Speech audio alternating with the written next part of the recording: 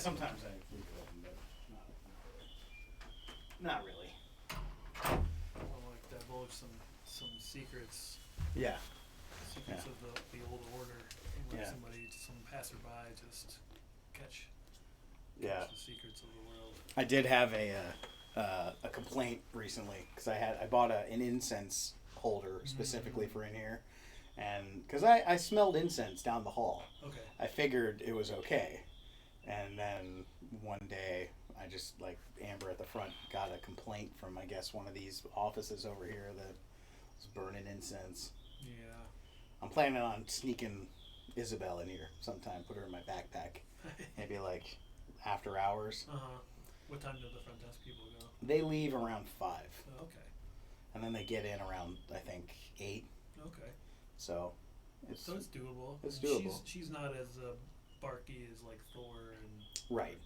Yeah, Thor. I feel like if I brought both of them, there'd be some moments. Something. Yeah. But even if it's past business hours, then either way, there's not gonna be anyone here. I like coming in here on Saturday mornings, just because then I can blast my stereo as loud as I want, no problem.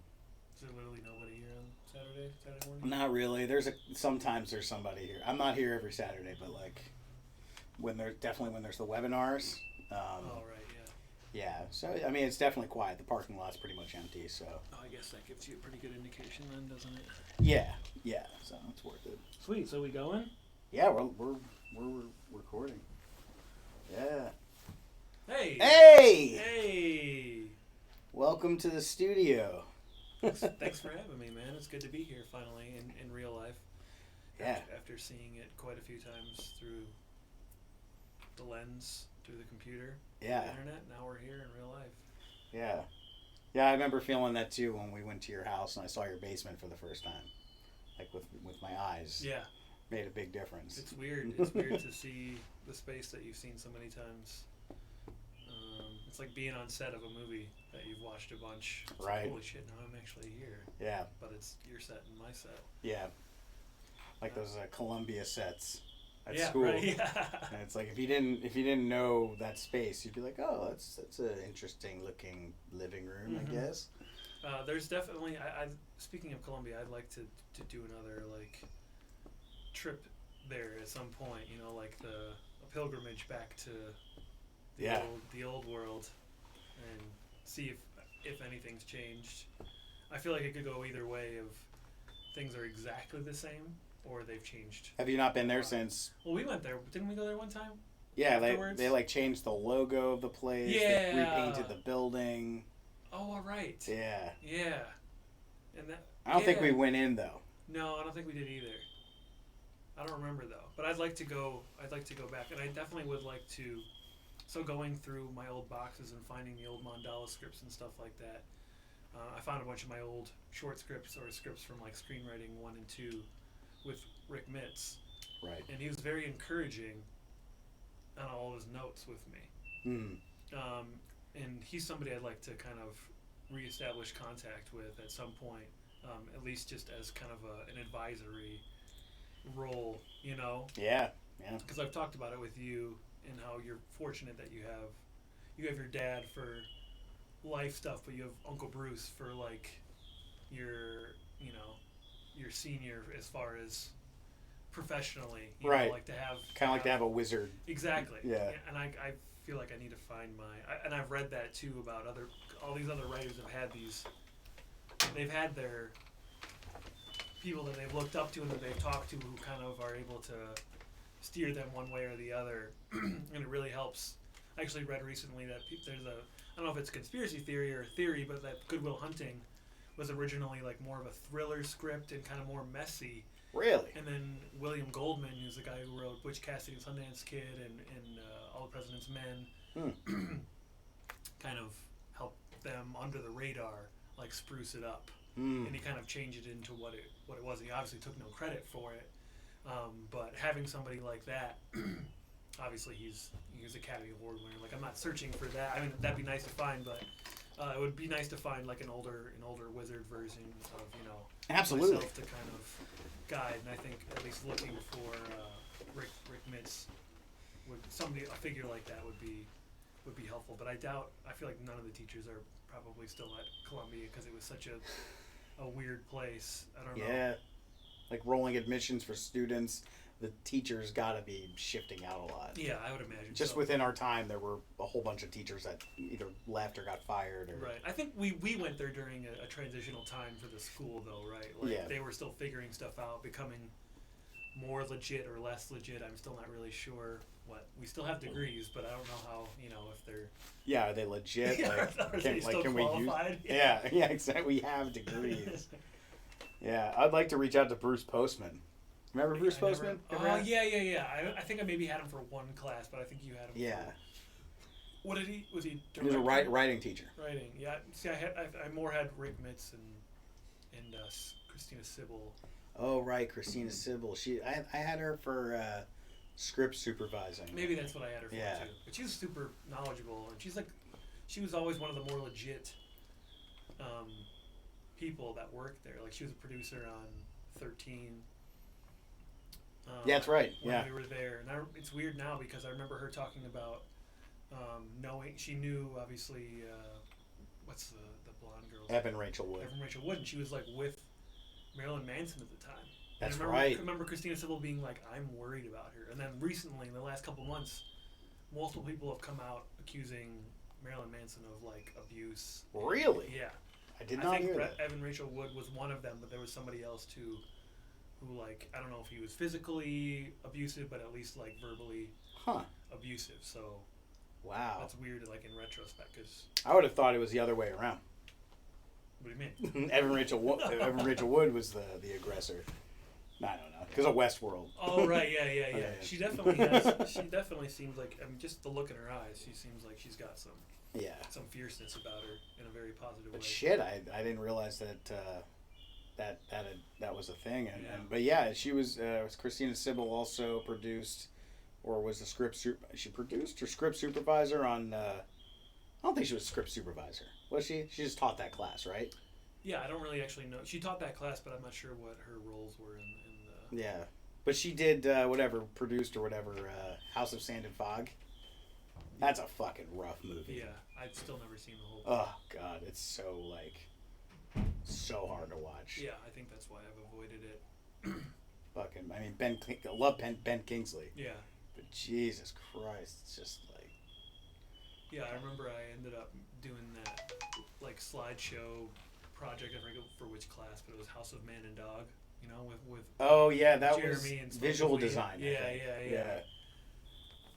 It's like House of Man and Dog. A PSA of, like, how weed gets in the way of your... Yeah. Your productivity. Oh, that's hilarious.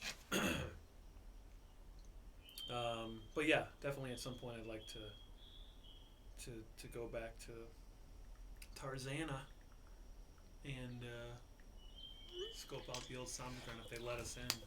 Dude, they will let us in. Yeah. We are alumni. We gave them money. We did give. We graduated.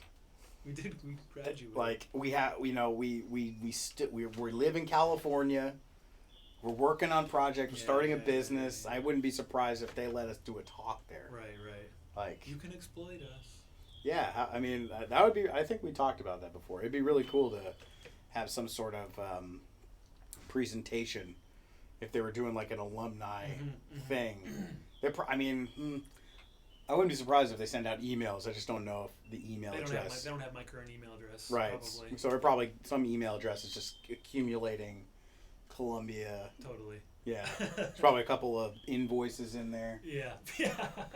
Extra charges that 10 years later. Yeah. Oh, by the way. Yeah, there was a couple of sandbags that went missing, and the rumor got back that you took them. A light board. Those are the two things that I have from Columbia that just got like lost in the. Didn't intentionally take them. Oh, you have an actual sandbag? I have 2 sandbags. The CCH sandbags, and then I also have one of those shiny boards. Those like big. With the reflector boards, deflector. Yeah. Where's the grip at? They know the name. I remember that at the house. Call up La Scala. Yeah, La Scala. So that's what we need. We need to have like the bat phone. Speaking of bat phone, Jeremy Aquilino just got for his new apartment. Remember in the old Batman series when Adam West and Robin, Batman and Robin would like go to the Bat Cave, there was a bust of William. Okay, so there was I a never bust of watched William the show. Shakespeare, Okay. and they were up in the Bruce Wayne's mansion. Yeah. And then they were like, "We have to get to the Bat Cave, Robin." And Oh, they go and over then and they they- pull the head, press the Yeah, button, go okay, down yeah. the pole. So he just got that bust that has just like a button. I don't know if it's functional, but That's amazing. yeah, something like that. Either way, that's a great prop to have. Yeah, like we should have like a little like a bobblehead of La Scala Ah, there you with go. Yeah, with yeah, a speaker microphone Yay! built into it. Yay! That's all you gotta do to call him. Yay! Just what's up? yeah. Like Google. Yay! You go, wee. That's good shit. Oh, yes. Yeah. Yeah. So you got a job. So I got a job this morning at a pizza. Well, I think it's mostly a pizza place, but Italian place. Luigi's at the beach, Nice. or on the beach, or something like that. So yeah, it seems like a cooler spot. But I was like, right when he offered it to me, I was like, in my head, I was like, of course I'm gonna accept this right now. But I wasn't like, 100% convinced that this is gonna be the job that I stick with, because I was kind of, half in my mind, I'm always thinking of that job that I got when I was living in Venice Beach. I got it, my first job was like in Redondo Beach Mm-hmm. at some like French crepe place, and I was like, of course I'm going to take the job. And the same thing happened. He offered me the job, right in the interview. So I was like, yeah, of course I'll take it. And then it just wasn't a good fit for me, and then I ended up finding that job Yeah. at the Hilton instead. So that's always in the back of my mind. It's like, accept the job if you get it, but it doesn't mean necessarily that that's going to be the one that I stick with. So I have another interview tomorrow, and then I have another place that I'm going to go to that I had an interview with like a month ago. But yeah, it's good just to I have a job right now, so that's a big step, and I've been here only like 5 days so far. So That's great. that makes me feel a little bit of a relief at least, and then I'll probably start Monday or Tuesday. He's gonna text me about it, and he seems like he's the owner of the place, and I told you the vibe there was cool, and just pizza and beer. I don't know how much money can be made there. I think that would be more of a quantity, like a lot more tables and less high bills. Whereas the other steak place would be less tables and higher bills. So Right. It just depends on. Right.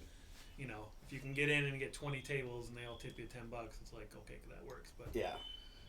and I prefer more on that side of the environment, like kind of a more casual, running and gunning, kind of being on my feet and being active the whole time, rather than kind of slow and fancy and catering to one table or two tables. Yeah. Yeah. It's kind of a crapshoot. So I just gotta feel it out, but it's a good start on the path of getting rerouted back in Wisconsin. So Yeah. feeling Yeah. good about that. That is very good. And yeah, just take the job, and just keep doing the interviews, and at least it's not the. I mean, I imagine just the fact that there's the pandemic and restaurants have been,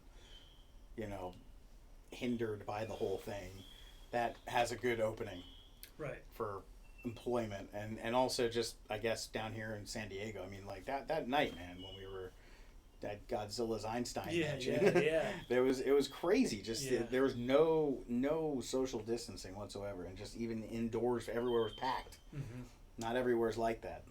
A lot of places are more strict. I mean, you could look at that a number of different ways. Right. That could be a good thing, could be a bad thing, but at the same time, if it comes down to just like getting employment, it's like there's opportunities. Yeah, There's- for sure. Yeah, if I'm trying to make money, that's a good thing. It's that places are packed and people are out and wanting to spend money and wanting to go out and have a good time and be social and stuff like that. That's Yeah. people. This whole summer will be a lot of people just being like, I just need to get out.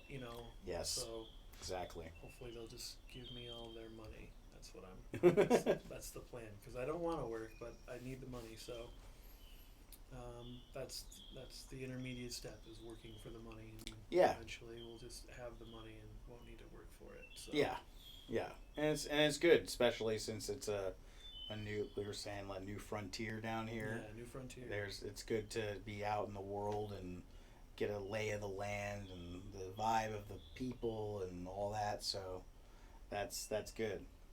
Yeah, everyone so far that I've talked to has been like, or in reference to LA, because if I have to like explain myself, well, it's like, oh, I just moved out here. They're like, oh, welcome to California, like your front desk lady, it's like, well, I have to explain, like, well, I used to live in LA, yada yada yada, and everyone's like, this way, I love San Diego way better than LA. Everyone's just like, it's so much more chill down here. Like everyone has, of course, where you're at, you're gonna feel like that's better than where you're not at, or at least you're gonna want to tell yourself like, oh, it's way better here than it is there. Sure. But everybody's been like, oh, San Diego's like just way more chill, just way more everything, just from being here, 5 days. I get that vibe of just like we've talked about, creativity per square inch or just intensity per square inch. It's just so much more it's lighter down here, and it feels better, and especially because it is new to me.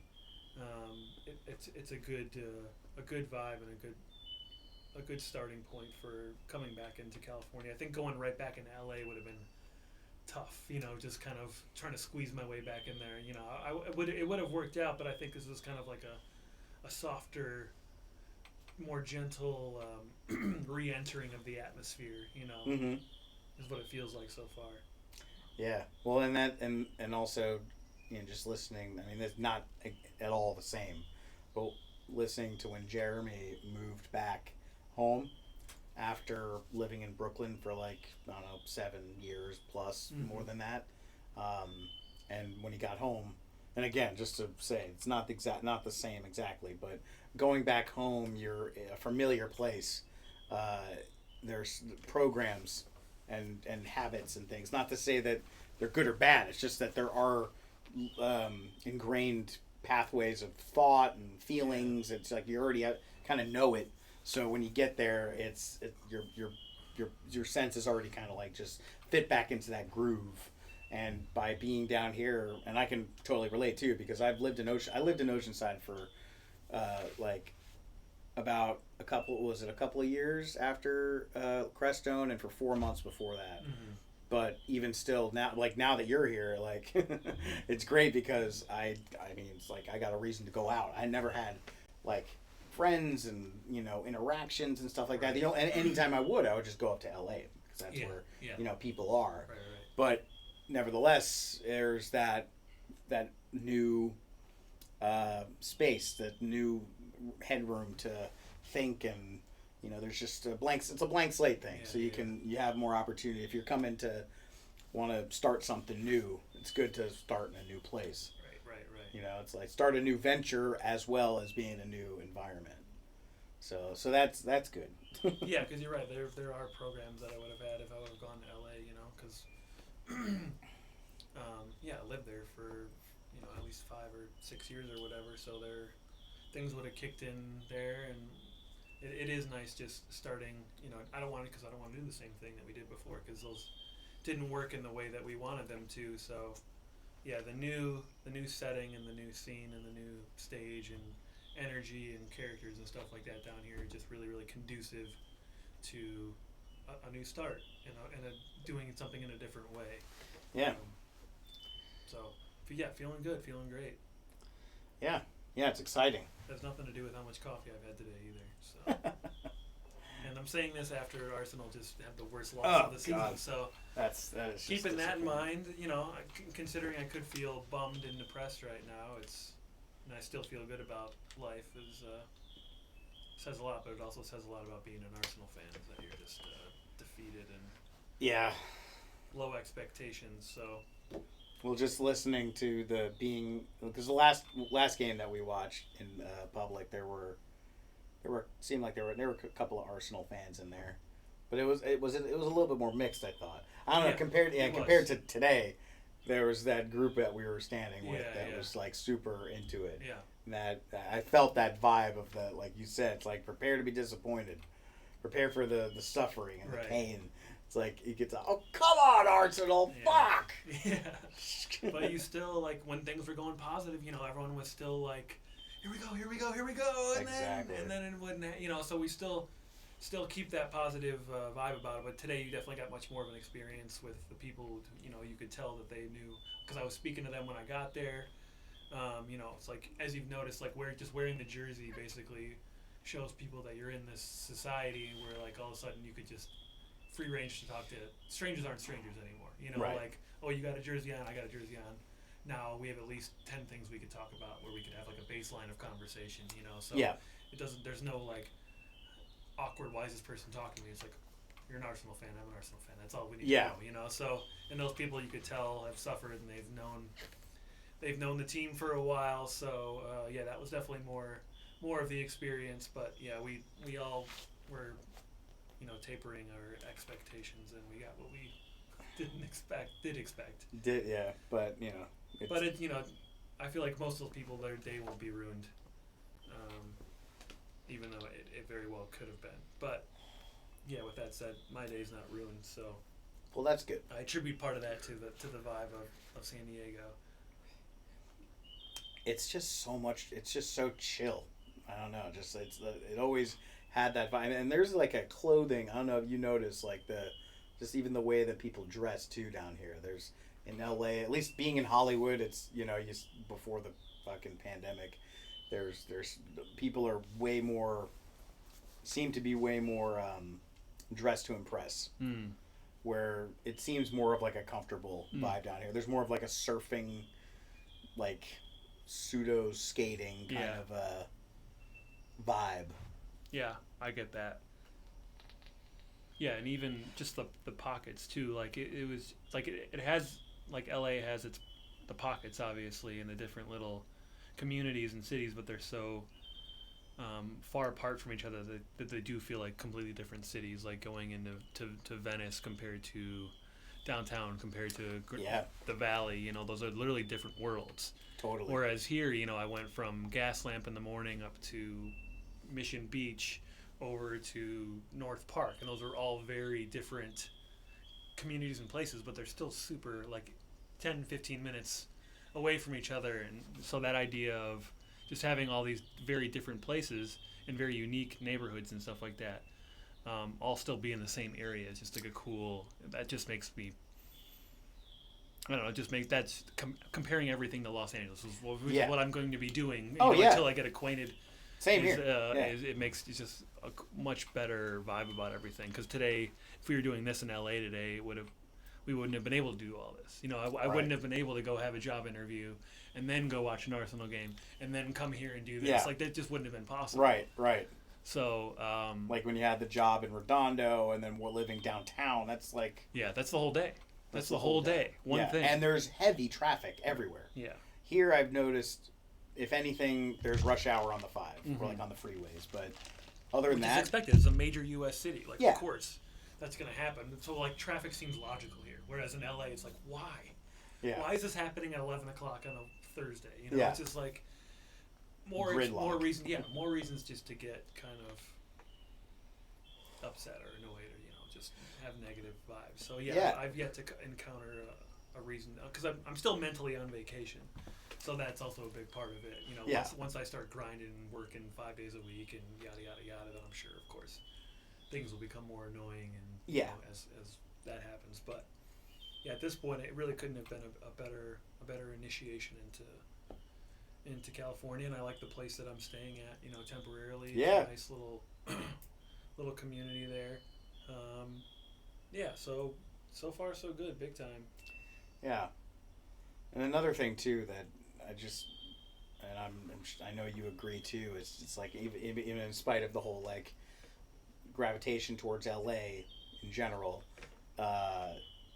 especially with what's going on right now. I mean, compared to college, it was obviously a different fucking time, but having this thing where LA is always, it's like the destination zone. Even watching that documentary about crack last night, and they showed like how it's like everything like centered from LA. LA was like the destination, final destination, and also like the ground zero for a lot of stuff. Right. And like especially in our industry, in our field of interest, and creatively in business and all that stuff, it's the logical place to go. Especially if you've never been to California before, it's like, well, if I want to work on anything creative movie wise, well, you go to LA. And yeah, there's totally there's reason to be in LA. Maybe not as much now in terms of like, okay, well, that's where all the work is. Unless you're trying to work on set, a lot of those jobs that you would normally have to go to work for they don't seem to be as prolific anymore. So anyway, it's like being here. There's this sense of kind of like rebellion against the status quo, the logical choice of like, oh, well, you want to work, come to LA and make movies. Well, you got to go to LA. It's like, why would you go to San Diego? Yeah. And it's like, it's just, well, another reason, in my opinion, to come here. Yeah. Because like we were talking about before, that real estate, that creative real estate, or that, it's definitely a factor in the whole thing. Yeah, and because I like, we've talked about like being socially insubordinate, or just having that like insubordinate Right. gene in you. It's like it is, if you are trying to pursue a creative realm, especially in the movies, and move out to California but don't move to LA is almost like a little bit of a fuck you to like the idea of the establishment. It's like, I'm going out there, but I'm gonna move right next door. I'm not gonna go to the place where everyone says you need to go and where the hub of everything is. I'm gonna go right next door. So it's basically there, but not there. It's a completely different place. So it's kind of like, I'm gonna do it, but I'm gonna do it slightly differently. Yeah. And because there's room and there's space, and physically and mentally down here, and like we've talked about, it's right there. If you need to get there, you can be there. It's only 2 hours away. You don't need to live there. Just like everything. You don't like. Neither of us like are set people. Like we weren't like, you want to direct more than I do, but neither of as being an editor or being a writer, you don't need to be in LA to be on set and run cables and be in some shitty office in Reseda or Van Nuys. Right. You don't need to be there to do that. So why be there then? Why there really be there? doesn't. There's no advantage to being there at the moment if you're in a position like we are. Yeah. Maybe in a couple of years, or whenever we start making more waves and stuff like that, then of course, if you need to have a meeting, if you need to be somewhere in a half hour, an hour, right, then but at this point, this is a way better place for us to be, and it's the cheapest as far as San Francisco and Los Angeles. I feel like San Diego is more affordable in general. Totally. You might have less options for neighborhoods. Obviously, there's a million places you could live in Los Angeles, and maybe only 500,000 places you could live here. So you have things are slightly downgraded on that level, but there's advantages to that as well. But it just feels like this is the kind of the perfect place for us in the moment. Mm-hmm. And I wasn't sure about that in the beginning, because we've been talking so much over the last couple of years of what the plan is, moving to LA and finding a place in LA, and then of Venice, course pandemic. preferably. Yeah, Venice, which was always the dream. And then, all the stuff happened, and then, we, without talking, we had this vibe. I was like, things are changing. We could both feel like things were changing without ever having to communicate. And then you were like, I gotta move home. How about moving to San Diego? And just, for me, it's just like, that makes sense. Yeah. Without even really thinking about it, but knowing that there needed to be a change. It just made a lot of sense personally for me, because, I'd done the LA thing. I'd done a little bit of the Bay Area thing too. How long were you there for? Where? In Berkeley. Just less than a year. Really? It was only less than a year? Yeah. Wow. We signed a 6-month lease, and then we did a couple month to month, but then it was like apparent, because I was still on mom and dad's payroll at that point, so it was apparent that nothing was really happening. Where were you working? You were working up there, right? I had an internship for a couple of months, right? But it was just like one dude. Mm-hmm. I kind of remember. He basically ran out of money, and I didn't have a lot of incentive or motivation, and I was kind of knew I was just kind of floating. That was kind of like a decompression spot after the house. Perfect decompression spot. Really needed that. Yeah. After the house. Yeah. So that was, I think, it was just kind of like an unspoken thing with my parents and I. They didn't really give me grief for wanting to move up there to begin with. It was just kind of like an adventure. But yeah, I was there long enough. Like I would have liked to stay there longer, but I got, for what I was doing, which was like nothing, it was perfect. It was a great vibe. It was great for me and Machiavelli. Jim was working, figuring it. It was kind of mostly, if I look back on it, it was mostly to help Jim kind of get his foothold in California. Right. Because he was moving from Madison after graduating, and he wanted to do real estate, yada yada yada. So he came out to like look for an apartment, and we weren't able to find one when he was out there. So I think you came with me possibly when we went up. I'm not sure. I don't think so.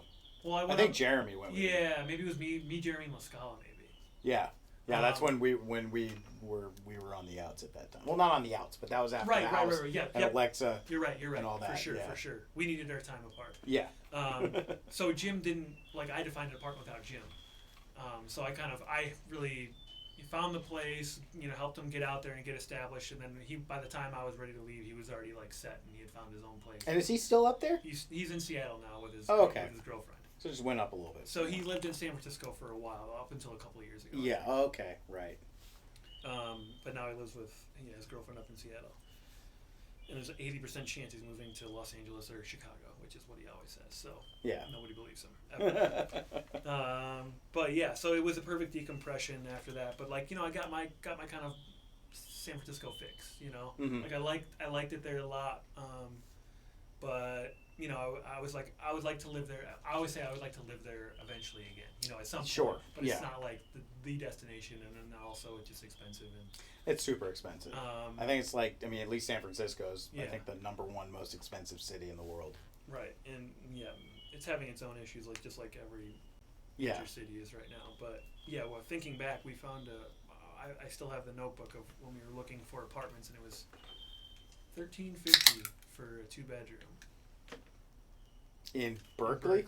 $13.50? Yeah. Jesus. Yeah. That's. But it was like way away from the. It was like an industrial area. It wasn't like near the school. It wasn't near the school. It was as far away from the schools you can get in Berkeley. Kind of close to Oakland-ish too, so not like the most ideal, but it was still a great neighborhood. But yeah, $13.50. And my bedroom was tiny, but it was still like 2 bedrooms for $13.50. I guarantee you, there's anywhere near the Bay Area where you could find a 2-bedroom for $13.50. Yeah, that seems very. I would never have thought that. And that reminds me too. It's like even in New York City, like where Jeremy is now living on the beach in a 2-bedroom apartment that's huge for $1,700. Yeah, amazing. Yeah. So I still believe that there are in every city there are those gems. They exist. That's why when I sent you that house online the other night, I was like, it's close enough that it could be a real thing, but it's also like far enough that it is a little bit far-fetched and it could be a pipe dream. But there are those places exist. Maybe not for that cheap, but the places that are. Yeah. We could find a place where I think in theory, if we wanted to, we could find a place where we're each paying under $1,000 if we really. Yeah. And it is nice that also it worked out this way that.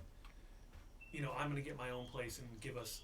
And then you have your own kind of like situation now, so we have this buffer time. Yeah. Where we can find that good place instead of settling. Don't settle. Like that was a thing that as much as we put so much time and thought into the warehouse, the here house, the before house, it was in a way it was kind of like settling. I think it was like it was like there was a pressure. Like yes, you were sleeping on the couch in Venice. The lease was coming to an end. We were like, let's fucking do this. Mm-hmm. And we were following the signs. There were a bunch of good signs. True. Like, it wasn't just like, oh, fuck it, we'll just do this one. Like, when we saw it, it was we looked at a few places, and we tallied money and ran numbers. And, which is cool. I mean, as much as there were issues with that whole thing, it was a really good experience. Yeah, well, I mean, that was a big case of biting off more than you can chew for sure. Mm-hmm. But with all that in mind, it just now that I'm here in San Diego, it's like this makes the most sense out of all the other things that we were kind of toying with, and especially taking it, like trying not to do it the same way as that we've done it before, which ways that were effective in their own way, but they were unsuccessful in the big picture. Yeah. So we're trying to do it correct, and we are doing it correctly in the big picture, and we're doing it differently. So San Diego just seemed like a great venue for doing it differently in a correct way. Right. So, right. And then giving us time, like we're not really on a time constraint like I am, because I have to be out of this apartment by the end of the month. But after that, like there's, if I sign a year lease or a 6-month or whatever, like we have time. We're both here, both have cars. We're close. We can take months and months to find a place that suits us correctly, and possibly coaxing someone down from Los Angeles certain apex an something apex or predator. Apex predator moving in with an apex Yeah, predator. so we have time. We have time to let things kind of. You hear that? You know who we're talking to. His ears are ringing. But we have time to let things kind of also post-COVID stuff, just like world get back to or go to a new place. You know, the world is changing. Yeah. Jobs are changing. Corporations are changing. Mm-hmm. You know, culture is changing. So it's a good time to also kind of just see how things play out, right? Yeah. Like we don't want to kind of force anything or jump into a stream that we don't really know where it's going, and we're both kind of settling and then just from like a peak, like, okay, how's it gonna break, you know, and then we can kind of surf it how we see fit from a better angle with more information. Yeah. And enough money and enough foresight and wisdom. Maybe get more of our parents' opinions beforehand instead of like just always remember your dad like after that warehouse he told you or told us like, yeah, I could tell that you were. This wasn't gonna work. Or yeah, you weren't. You know, Yeah. but he was a great fatherly figure and helped us out everything we needed. He helped us along the way. But in the back of his mind, he was probably like, "This ain't gonna work out." Yeah, yeah. But he didn't give a shit about right, it. Right, you know? And that was the thing. It's like at first it was a good idea in his mind, my mom's mind, anyone that like elderly family wise told this to, but they were like, 6 people, and you don't know 2 of them really. Are you sure about this? Oh yeah, it's gonna be great. Oh yeah, it's gonna work. You're paying for stuff to be built and like all this stuff. And yeah, okay. You guys got to make your own decisions. So that's respect to that. Totally. That's the best way to learn. Yeah, we learned a fuck ton from that, and I think that's why it's great that we have this buffer of like, I go back and forth. I'm like, man, I really wish Alex had his own place and I could crash on his couch again, thinking about that, like then, I'd be able to throw him some money instead of giving it to some other landlord, and then we'd, be in the same boat, but, that would kind of force a lot of other things to be happening and kind of put us in a similar situation that we were in before, so it is nice that you have your own situation, I'm going to have my own situation, and then we can comfortably and calmly make decisions from that perspective. And that's another different element to this time around compared to the last time you came out, where it's just like you said, you came out to crash on the couch for a while, and that's like, okay, like now gotta find a place. You need your own space. Yeah. It's like knowing you and like knowing how we live together and everything. It's like, guys, gotta have that room. Be able to sleep in. You don't want to be, it's good to have your own space. Yeah. So the fact that you're doing that, it's like, I mean, compared to other time, I mean, when you came back out here, the first time, it was like dorms to the house, so it's like starting with your own place and having that, getting your own footing down. And like, this is what that is for me. Because I wouldn't want to move back down here if I couldn't get an office or it's like not only just to have my own space, like separate from my parents' house, which I'm grateful for and everything. And it's good. But there's that drive to an incentive to, okay, well, I need to work. I need to keep applying myself more and more so that I can pay for this. Right. And, and, another thing I just thought of too, it's like, I mentioned before, when we get a place, being able to like, I'd like to keep an office space. Another cool thing about this company, Regis, they have office spaces all over the country. And when they have different tiers and different programs of like renting. I think one of the base level ones, like I had mentioned with these other offices out here, you could pay like a cheaper rate, and you get access to the common areas. You get access to an office for like a X amount of days per month or week. And then also the great thing is that they have offices in all up and down the coast. I know there's one in Los Angeles. Pretty sure there's one down closer to San Diego. So something that could be cool too is like when we have a place, be able to like rent, like get like a cheaper option. It wouldn't be hundreds of dollars. It might be like $300 or $400 a month to have access to all the common areas. And what makes me think that would be a good idea is like what I really would like to do is when we were at the Monolith, we had the room we were staying in, but then there was that day where we stayed and went to the conference room. Right. It was like a separate space that we went and rented because it was this is the creative place. We're coming here for a purpose. Right. And that was really good. That was a very constructive. Yeah. So having a place that is like this that has options, it's like we don't even have to go to the same one. Mm-hmm. And it's like that gives not only the space, but then it gives the write-off for taxes, which is like something I really want to maintain. Right. Because that motherfucking government. Yeah, you learned your lessons over the last couple of Yeah. It's not easy, right? No. So yeah, that's a good thing to keep in mind. Obviously, yeah, we want to be more responsible in that way, but definitely having access to just the professional environment, like separate from the home environment. Yeah. Just changes the mentality, like you said, and exactly why you got in this place. So yeah, good to know that there are multiple locations and options if when we want to have meetings, or we've talked about that for a couple of years of like having an office, a meeting at the office, and having a separate space just for professional and productivity. And then it goes back, it's like, again, the whole idea of environment and having a different environment. It's like, eventually once we're living in a place, and it'll be great, we're going to implement all of these new or revised strategies on how to live and work and all of that, and the boundaries of work. And that was because I watched Silicon Valley, and Jared, who, best character on that show, right? That was like his whole thing in like the beginning of season 1 when he came in there was like, you guys have no boundaries in here. And he was just desperately trying to create structure in that house where you got Guilfoyle and Dinesh, and they're just like fucking arguing all the time, and it's like they're hanging out smoking weed, and he's like, you can't smoke weed on the job. And he's like, I'm not smoking weed on the job, I'm smoking weed at home. Right. And exactly. He's right and he's wrong. Yeah, right. So like having just a separate environment that we could live and work, which will be really cool, but then also just to have that other place. It's like, okay, we need to really get down on this particular thing. Let's go to the fucking office. We'll write this shit out. Yeah. And then just like the action of moving out of that environment, going to another environment to do something, to come back home. Like at times that just enhances the constructive, creative stuff. Right, and it helps also the other side of the home environment to go do a bunch of stuff at an office. Like I'm sure after you work here for a bunch of hours in a day, then you go back home, you're like, home, That's nice. Exactly right. Yeah.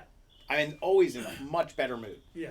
Like there have been a couple of times where I've spent on After Effects all fucking day, and it's just super tedious. I come home exhausted. Sometimes that happens, but I would say 9 out of 10 times, I come home and I'm in a much better mood. And that's like 10 years of living and working at home. You just the no boundary and really just being in one room, like a studio or a bedroom.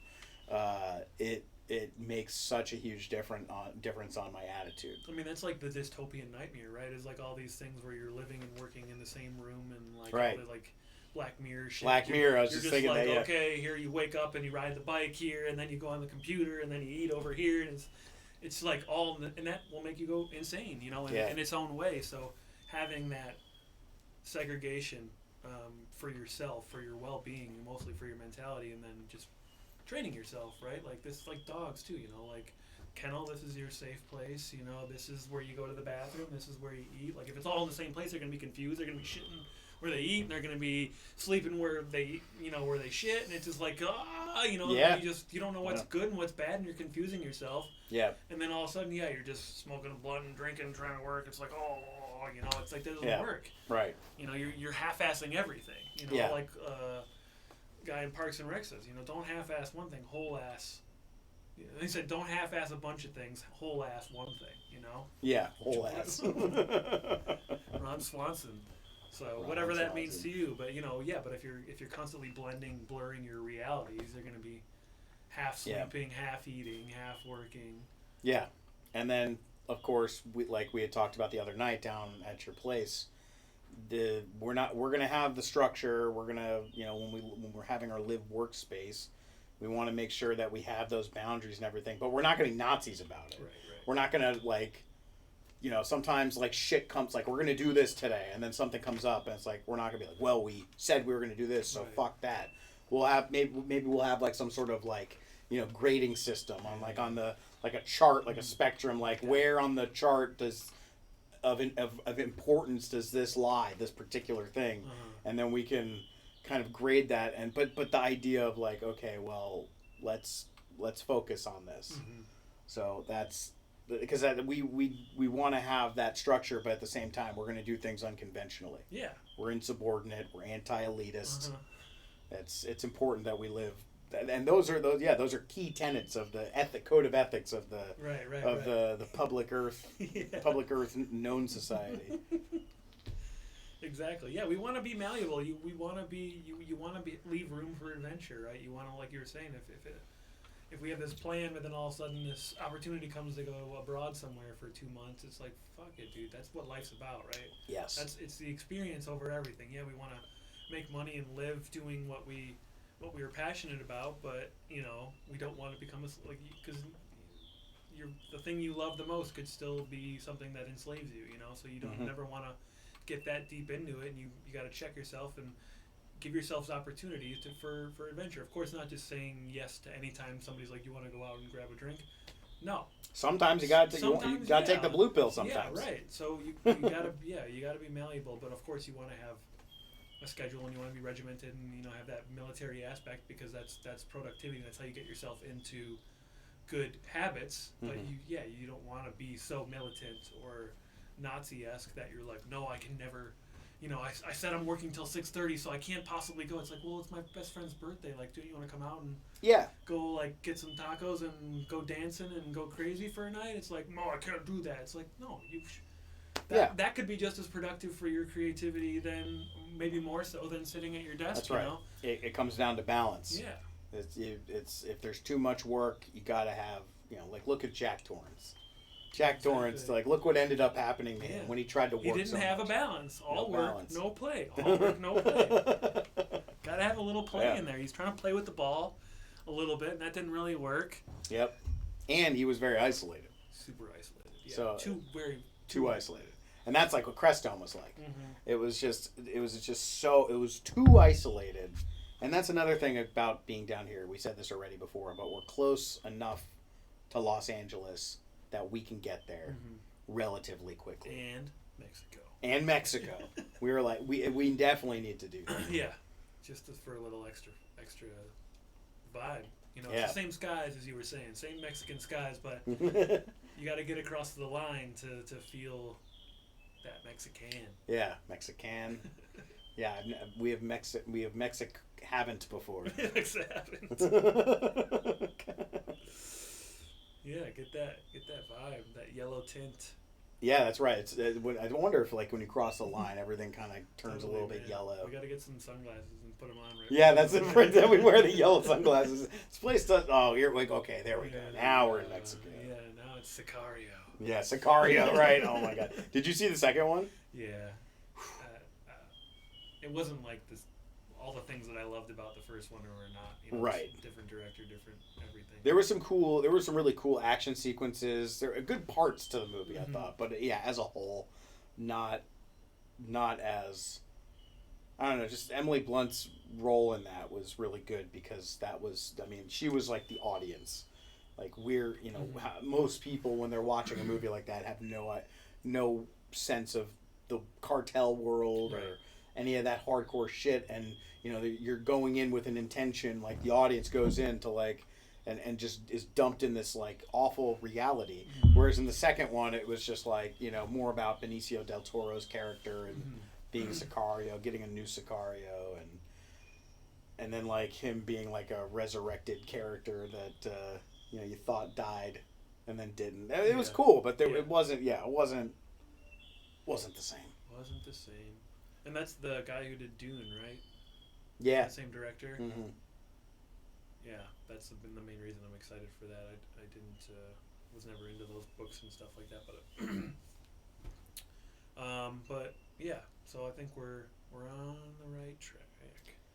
It's just funny that we're like riding the same wave as the world is right now, like uncertainty and don't know how things are gonna pan out. Like restaurants are just like everyone that I've talked to, they're like, we don't really know what's going on. We want to hire people and we think it'll be busy and we think we'll need people. But we really don't fucking know. Like it's not like it was for the past 100 years of being in a restaurant industry. Yeah. You know, you could expect literally, you know, down to a T every day of the year, basically what to expect. And now it's kind of just like, we'll see how it goes. Like it seems like people want to go out again, but we don't fucking know. Yeah. And that's exciting, but also kind of scary. But that's how, you know, the rest of the world is. So that's what we're doing too. It's like we want to do this thing and we want to get back to Hollywood and make movies and stuff like that. And that's how it used to go. But now we don't really know how it's how the right path. You know, like you said, you got to move to Hollywood and you got to, you know, work your way up the ladder. And that was how everybody did it for 100 years. Yeah. Literally 100 years, basically almost now, right?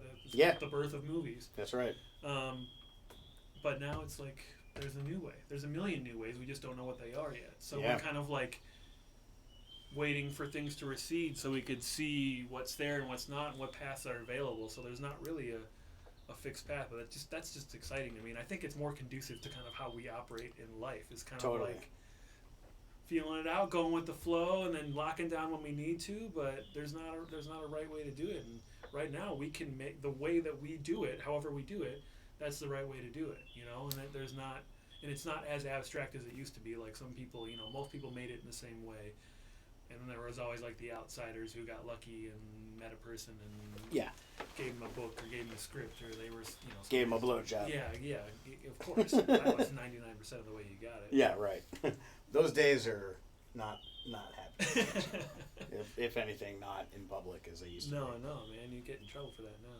And the other thing too, it's how I mean, thinking about the warehouse and that time of life, the way that we were. The way that we thought about things. Yes, we went with the flow. We followed the signs, but we compared to now, where it's like we've talked about this. We're in our 30s. It's like, what the fuck are we doing?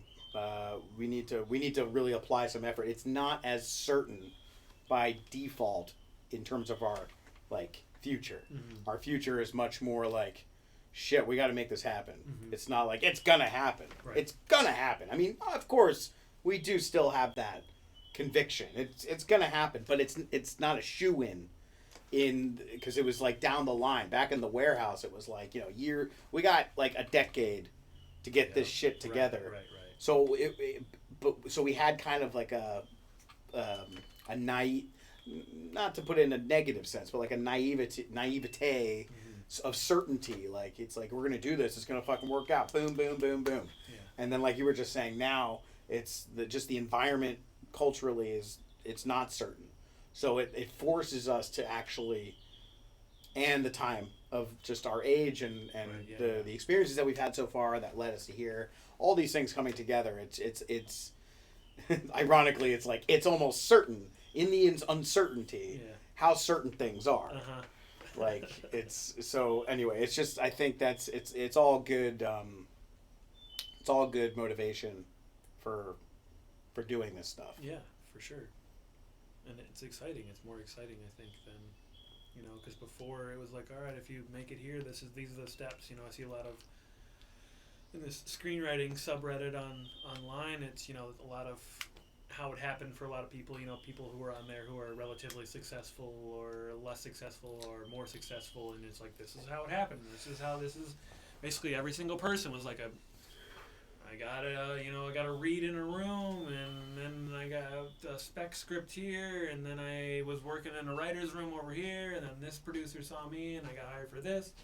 And it was like pretty much, you know, not the exact same thing for everybody, but more or less you had to go through the same steps to get to a certain point, and that was just the only way that it happened. And I'm sure it's the same way for, you know, not the exact same way, but like every sect had their own version of that, you know, writers, directors, editors. Sure.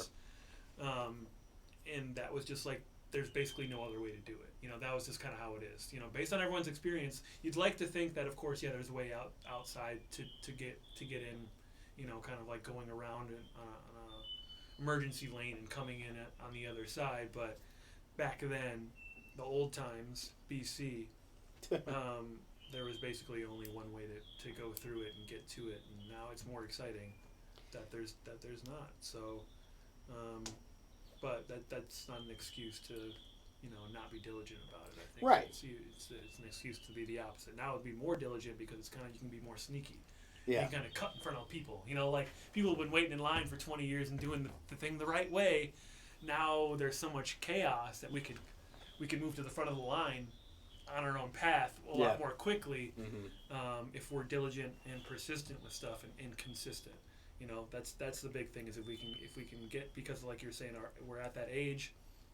Even if things were normal, even if it was 20 years ago and we were in our mid 30s 20 years ago, like now is the time to make the big push, right? Like in the race, you've been saving up your energy for a couple of laps, but now you got to turn on the afterburners and get to the right spot. Otherwise, you're just going to be treading water or finish middle of the pack or be average or you're get like a bronze award or like a participation medal every couple of years and nobody really knows you and you've had moderate success 20 years ago. Like, there's that path is available, but that's not what we're shooting for.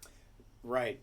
And we also talked about how there's the defining the goal, and there's kind of like two main ones that we've discussed, where there's the path of being in the industry, having a job, something that you want to do, having a source of income, just so you can I just want to have a job that I like doing so that I can get the house, have the family, basically it's basically the means to the end of the American dream, if you will. Right. And then there's the other way of which was more, which most people have when we're younger, which is we're gonna move to California and make it big. We're gonna make this project, it's gonna be great, we've maintained that for years. And now again, like you said, now's the push time to push that in. But defining that goal is absolutely important, because it's all of those means to the end can adjust depending on what the end you have in sight is. So what we both, I know, agree on is that we don't just want to have a job and a small business or something. It's we want to have a big goal. Yeah. It's why the fuck not? And it's especially like you said too. It's right now there's so much chaos, which is good. Chaos is good. Chaos is a ladder. Having using that, it's hey, well, we could absolutely accomplish that. Yeah. It's a lot of people, they get to a certain point, and I know it's we both kind of had those questions of well, it's either do it or not. Of I wanted to do that, but now I'm older, and now I realize it's just I just need money. So it's really just about the money, so that I can have comfort in life, and I can take care of my people. And those are good, those are things. But of course, if you go for the other one, you could still get that stuff. Yeah. But it's is that the purpose of life? Right. It's for some people, yeah, but absolutely. for us, obviously not. No, we that's, can. That's why we vibe so much, is because we're unconventional in that way, Yeah. Yeah. So it's absolutely possible, probable, and really you just gotta look at it as it's happening. It's almost like it's already happened. We're not going to do it. We're doing it right now, and it already has happened. Right. And I just rewatched Little Miss Sunshine with my parents, recently, and that's one of Greg Kinnear's things as a father figure, and it was a kind of a flaw thing for him, was he was trying to run this business of winners and losers, and you have to have this attitude of being a winner. It's he asked his daughter, do you see yourself winning this thing? Because we're not going to do this. It's not worth doing this unless you have a vision that you're going to win this. Are you going to win this? And he was on the fence about it, but when she's yeah, I'm going to win, he's all right, fuck it, we're doing it. So it's you gotta have that try it and see what happens, hopefully. Yeah. But then of course not to be so over the board like he was, that it was just all about it was almost tunnel vision denial of the reality in that situation. It's good to have that attitude, but also gotta have the balance, and if shit comes up, don't be so hard on yourself. gotta, like what Rob was saying, I was thinking about today, I can't remember exactly. It was like, every day and in every way, I trust the divine plan is unfolding or something like that. Mm-hmm. It's just like, so that when those obstacles happen in life, you know, God immediately recognize that that's still part of the process. Right. So. Because what else could it be? If you see it in that way, then it's like, then the world is against you. But if you see that you're on the path or in the right reality, like Bashar says, like, all you have to do is like tune yourself to the different reality. It's not like jumping from different realities, tuning yourself to the correct reality. Yeah. So every reality breaks off from every moment. So every moment you're time traveling and space traveling into new realities. It's just, most of them are so similar that you can't tell that they're different, you know? Right. So until you change the frequency to a different trajectory, then you're not going to go there. But no matter what, like, everything on your trajectory, on your path, is part of the thing that's unfolding. So if you see that as part of it, like Rob is saying, you know, then that's like, okay, well, this is part of it, you know. Yeah. But if you see it as something that's like telling you no, or getting in your way, or yada yada, or like against what you're going for, then you're always battling life, right? Life isn't a battle. It's yes and, like improv, like take it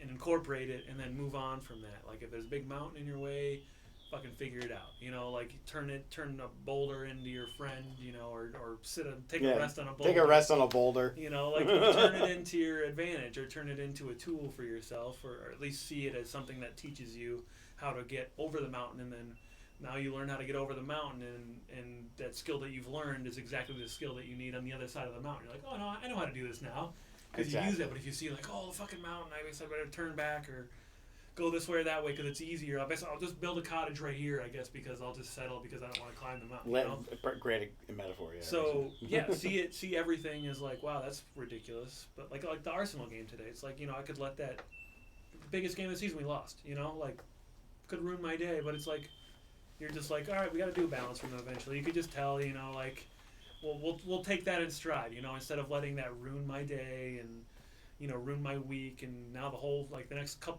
month and a half is ruined for Arsenal because there's nothing to look forward to. But it's like, no, take that into consideration. They're in a building stage. This is part of the process, which is the serious but also the joke of the season. But yeah, taking it in stride. Otherwise, everything's going to be holding you back, you know? Like, if you just keep holding on to this stuff and weighing you down, then you're never going to get where you're going. And if you do, it's going to take you too long, or your back's going to be sore, your knees are going to be cracking and stuff like that. So yeah, everything, and I think that's why my road trip out here kind of went smooth, you know, because I was just, whatever was happening, like I barely hit any traffic, like it just kind of, I took things as it was, you know. With the dog, it was kind of a bummer with the dogs when they couldn't really settle that much, but you know, I tried to stop and let them out a little bit more, but all part of the process, right? Just take it in stride, and whatever happens, especially now with the chaos of the world, is like that you can't go into things expecting they're going to go one way, because as the last 16 months have shown us, then fucking you can't predict anything. No. So you got to just be ready for everything, and remember that it's all in flux. Yeah. And it's even like the past and the future. In a Psyche balance, that was one of the things Rob was saying. It's like, no, like the Back to the Future, it's kind of, and I would use this in my lecture when I talk about our perception of time, how we are shifting from the myth that time is linear, the past is behind you, future and past are behind you, in front of you, and you can remember and see the past, recall with clarity, but the future is, you can't see shit. And like the Greeks, they had the future behind them, which made more sense because you can't see what's behind you. Right, you can see everything in the present. But if in a holographic reality of time, and like what Rob was saying about time, that like Back to the Future, you normally would, let's say you have a trauma in your past and you want to change the belief associated with the past. The idea originally was that you Back to the Future, like you create a probable reality in the future so that you can change your perception of the past. And like now that he's removing the Back to the Future, saying that the past and the future are really just constructs in our mind. We can see the past, we can't see the future. That's almost like a complete deception to trick you into thinking that they're different from each other. But the thing is when you do these balances, essentially you're not just changing your out like a traumatic experience, like a car accident, and your PTSD from it in the past, and you do a psyche balance. It changes your perception of the past, so you're not burdened by it anymore. Right. And then like the thing is what he's starting to say now is like you're not just changing the past, you're changing the future as well. It's like the future not being able to see it instead of fearing that. It's more like, okay, the fact that you can't see the future means that even the past is completely malleable too. So but the past and the future are just constructs in our mind, and that when we have these attitudes of, like you were saying with the mountain, it's like, okay, well, you can look at it one way as an obstacle, and you have to go back, or oh fuck, I messed up, wrong turn, let's just stop here. When you change that attitude about it, suddenly that's not a mountain. Like Doc Brown says, it's like Marty's like, but Doc, if I drive straight toward that screen, I'm going to crash right in that screen. He's like, Marty, you're not thinking fourth dimensionally. When you go through the past, that screen won't even be there. So it's like when you look at it, it's like that mountain essentially is an illusion of energy. Right. So when you think about it, it's like, oh, if you can see through the mountain, see past the mountain, then you're basically creating a whole new reality in the future. And in the long term of things, it's like that's absolutely important because the future is not set. So that's just like that's the thing I wanted to land on with that little like rant there. Yeah. It's like in Terminator, what they say, it's like the future is not set. And by default, subconsciously, we have this, whether you want to think it or not, the future seems to be, because we can't see it, it's kind of like, well, I have no control over that. Yeah. It's going in the direction it wants to go into. Yeah. But until we recognize that the past is just as opaque as the future, it's an illusion that we could see and remember the past. Right. We're not there. That doesn't exist. We're here. So it's like we could change the past exactly the way that we can change the future.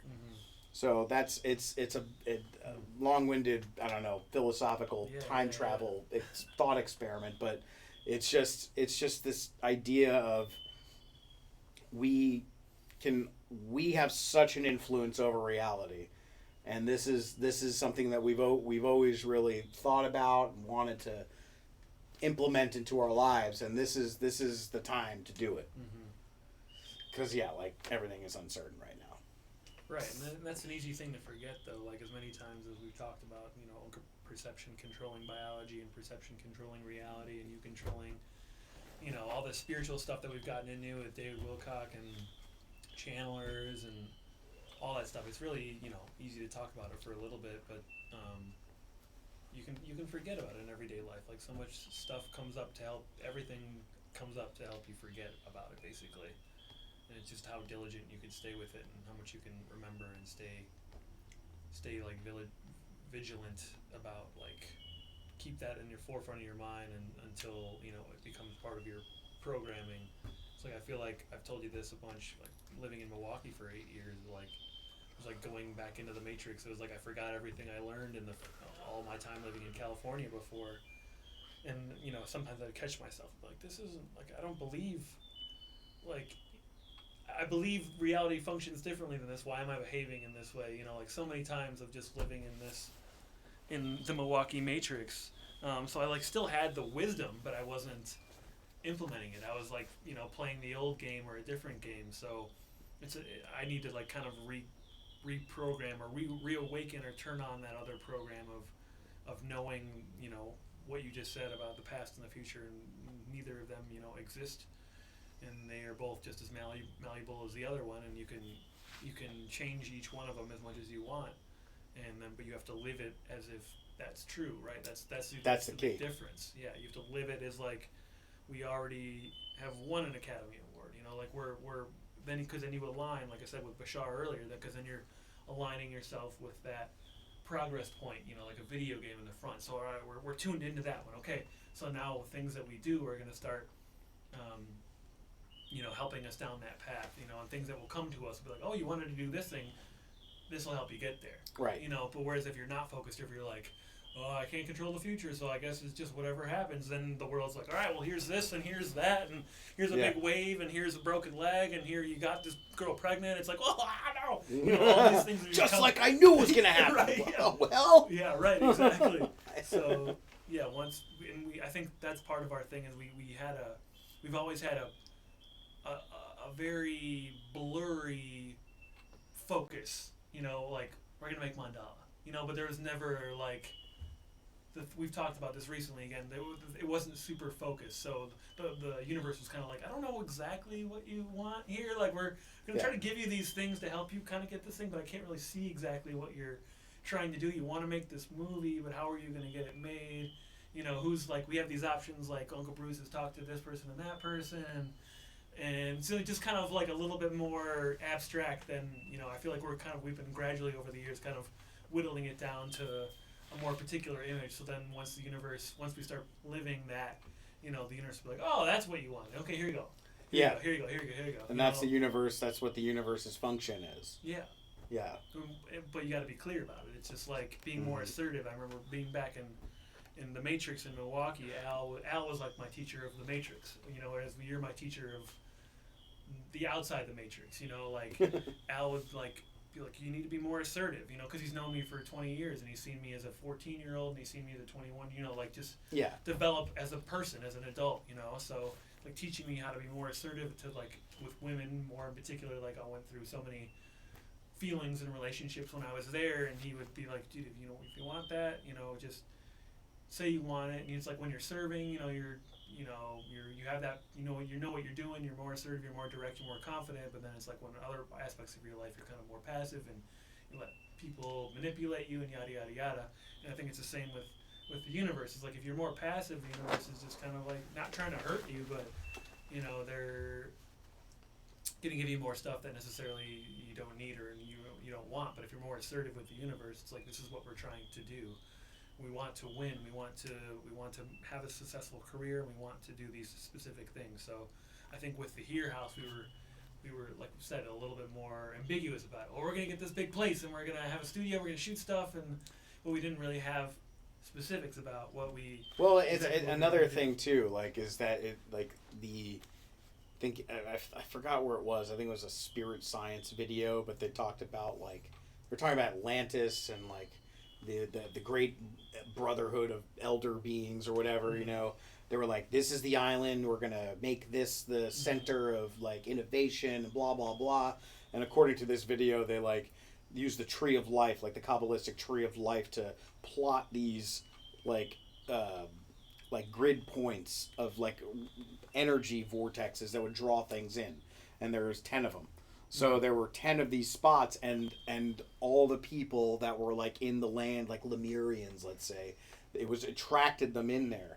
But there weren't enough people to fill all of the voids. Right. So essentially then, according to this particular interpretation, there were like 2 areas or 1 area that was left open. And then like the evil Martians came in, and they're like, "Oh yeah, opening," and they came in, and like the warehouse it needed to be filled with something, right? That's right. It was an intention that was left unchecked and unfulfilled, and it needed to be filled. And it's like the same thing if you got 2 cars on the freeway and there's a big enough space in the middle. It's like cars gonna fit in there. So like the warehouse. It was like, I think we had pretty clear intentions. We had like a lot of the things checked off. But then it was like we had such a big place and it was such a price point. Yeah. We needed to have extra people in there to fill it up. So we had to fill those voids, but those were not part of the original intention. And those were like big variables that like obviously made a huge impact on the whole thing. Bring in a roommate who loves blasting techno music. Yeah, it's like, changes everything. I know. Well, yeah, that's right. All respect to homie Drew, but like that was a big curveball. It was an energy that needed to be filled. Yeah, and even like Jamie or Rachel. Yeah, right. It was like we were willing to compromise. Like we knew, and that was the thing that like I remember. I think my parents were like, "Are you sure about this?" Because I was saying in the same sentence. I mean, I know it sounds crazy. It's a big undertaking, but I wouldn't do this unless I was absolutely confident and knew these people, all these people. I know all these people. Like, lie. Yeah, right. lying to myself. Yeah. To try to like, we got to do this, right? Yeah. So it's like, you know, like Jamie seemed all right, you know, like, but then there was Rachel. It's like, okay, well, there's like there's like a weak link in the chain, and then once they left, Yeah. you know, they weren't solid pillars to hold up the Parthenon at the time. Mm-hmm. And then even one pillar that we thought was solid, and Jeremy, 6 feet tall, wasn't. Yeah, right. So that was an even bigger one. You know, it's like, oh, at least we got Mayor, we got me, we got Alex, we got Jeremy. At least we got the 4 pillars there, you know, on the front, you know, like. And then one of the legs got kicked out after the other legs got kicked out, and it's just like, oh shit, we gotta keep this thing up. Yeah. Well, but then one of those random energy voids were filled by someone who's being successful in Hollywood right now. So like. Right. So that's to me a sign that it was there. Mm-hmm. We had the intention there. Yeah. And it's like we were clear about like what we wanted, but we were also compromising. Yeah. Like when you're we gonna didn't cover all of our bases. Like we just weren't thorough enough. You know. Yeah. We had that naivete as 25-year-olds do. Like we didn't. You know. But those are things you can only learn from experience. Like it's like anybody who's 60 years old is telling you like time goes by fast and you're 20. You're like, oh, okay. Yeah. You're like, come on, you got to enjoy life. Like it goes quicker than you thought. Meanwhile, they were 20 10 minutes ago, and now they're 60. And they're like, dude, but you're like, you can't hear it. It just wouldn't work for a 20-year-old to hear that. Nobody right. ever at 20 years old computes that and is like, wow, yeah, you're right. Like I really should value my time more. It's like no, your whole experience is like life is great and it's I got so much time. I'm a kid. I have so much time, right? Right. But things like that, like if your dad probably thought about telling us, like you guys aren't doing it the right way, but there's nothing he could have said. Like even you said, like you were lying to yourself and lying to them about it, like in real time. Yeah. So even if he was like, you're not doing it right, you'd probably be like, no, we are doing it right. Because that's how I would have felt too. Yeah. Right. But we had to go through that experience. Yeah. To realize a bunch of lessons. You know. Yeah. Just so taking all that into consideration for this time, it's like. We both know that you and I are the core. We're at least on the same page. Yeah. And if we're fucking up, I'm gonna fuck up, and you're gonna fuck up. At least we're on the same page, fucking up. Like we both have our bad habits. We both, we've gotten in fights. We've gone through all these things where I've drank too much, or you've drank too much, or you did too much of that, and I did too much of this. Yeah. Or I've gotten duped by a girl, or you've gotten duped by a girl, like falling in love with a fucking Coke can. You know, like anything, like all these things that we've gone through. But you and I are kind of like in the same chaos. Fire, and Mayor is also in there, so like that's why when we're talking, we're like, all right, the foundations are Alex and John, and if Mayor's kind of on his own path, he has kind of been on for the last couple of years, but if he wants to come in and get in this, we know that 3 would be a solid foundation, and we're all on the same page, and if we're not, we could at least, like we were talking about, we can kind of give each other shit or be like each other's bosses and keep each other in line.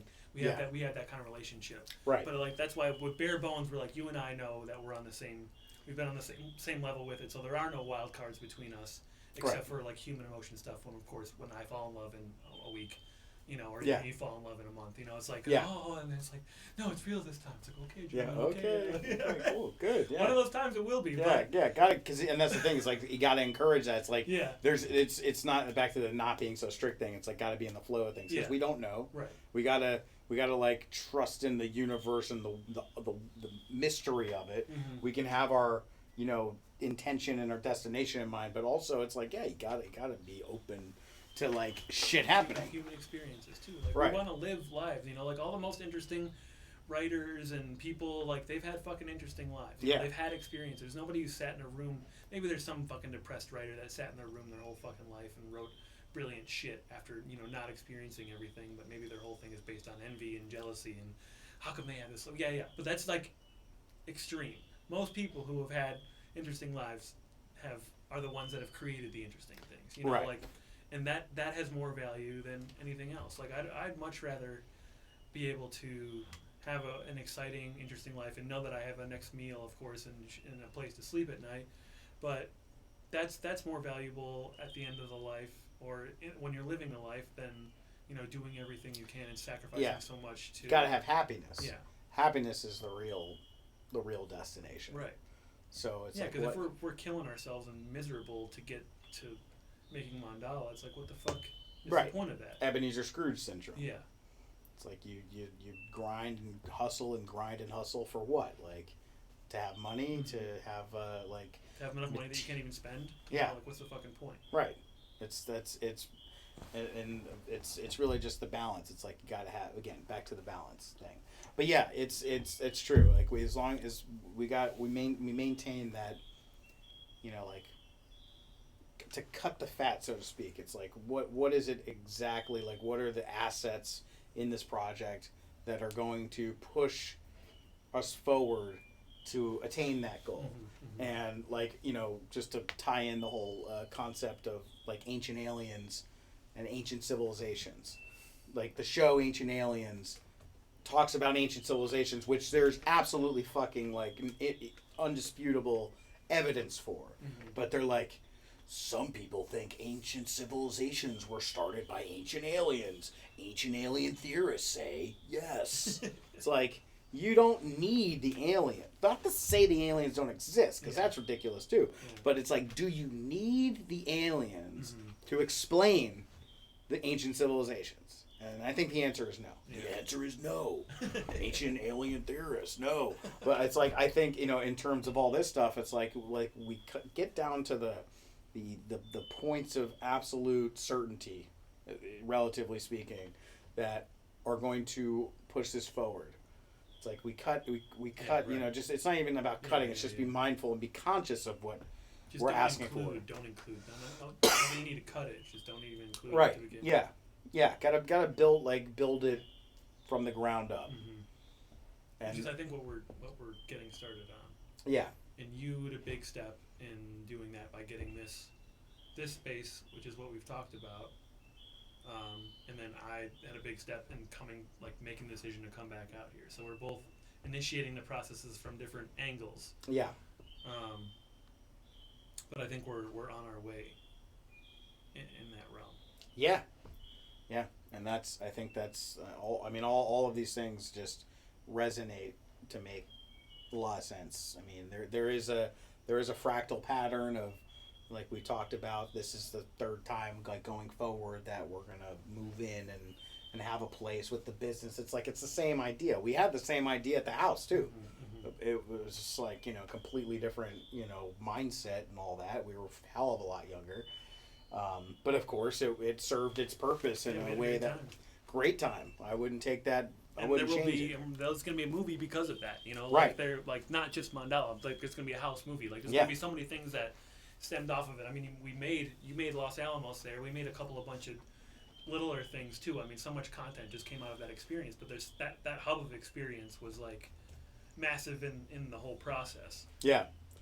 Too much writing on the walls, and then the second time there was just too much wall. Too much wall. Now it'll be just the right amount of walls and maybe like one wall that we draw on. Yeah. Exactly. We'll be perfecting it. It's like watching a director.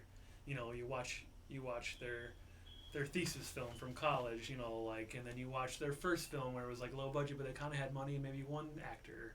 And then their second film where they had 4 big actors and they had a corporate budget, like watching them develop, and you see what the things that they've kept. Yeah. The styles that they've kept that have made them, made them Spielberg or Darren Aronofsky.